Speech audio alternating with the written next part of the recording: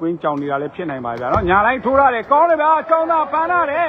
ပကင်းကေဦးကောင်းမွန်တဲ့ပြိုင်ပွဲကြီးပါကောင်းမွန်တဲ့ပြိုင်ပွဲကြီးပါဗျာနော်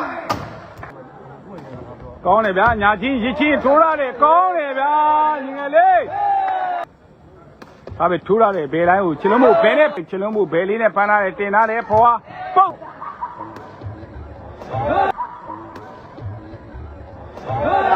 ညာကပြိုင်ပွဲ national ပြိုင်ပွဲစီမင်းစီကနဲ့ကစားတာပြောက်တယ်ဒီပြညာအဲမဟုတ်လည်းဖွင့်များမျောလင်းတောင်းတနေကြတဲ့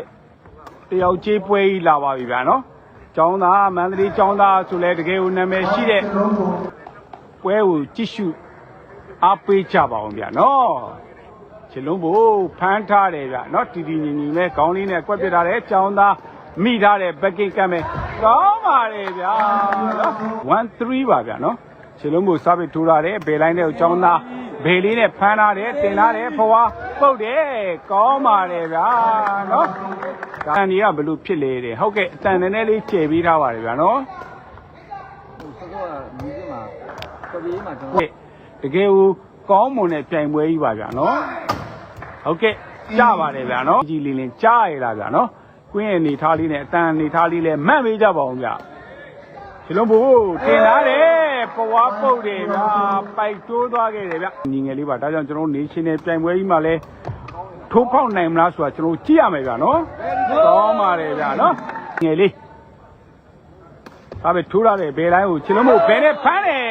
တင်ထွက်သွားခဲ့တယ်ဗျာဒီပါဦးဗျာကွင်းက22ပေကျွေးမှာတယောက်တည်းလိုက်ရတယ်ဆိုတာလွယ်တဲ့ကိစ္စတော့မဟုတ်ပါဘူးဗျာနော်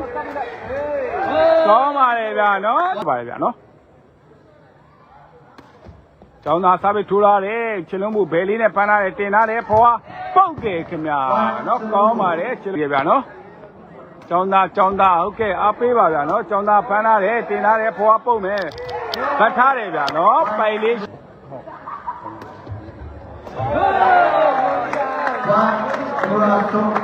ဆောရတာတကြောင်မလို့ကွင်းကြောင်နေတာလည်းဖြစ်နိုင်ပါဗျာနော်ညာလိုက်ထိုးရတယ်ကောင်းတယ်ဗျာကျောင်းသားပန်းထားတယ်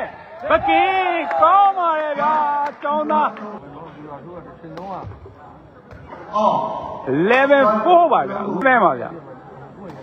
ကောင်းတယ်ဗျာညာချင်းရစ်ချင်းထိုးရတယ်ကောင်းတယ်ဗျာညီငယ်လေးဟာဒီလုံးကတော့တကယ်အမခမ်းပါဗျာနော်ဒီလုံးကရှင်ပြိုင်မဲ့မျိုးလေးနဲ့အောင်ခေါ်အောင်ကြီးတို့ရဲ့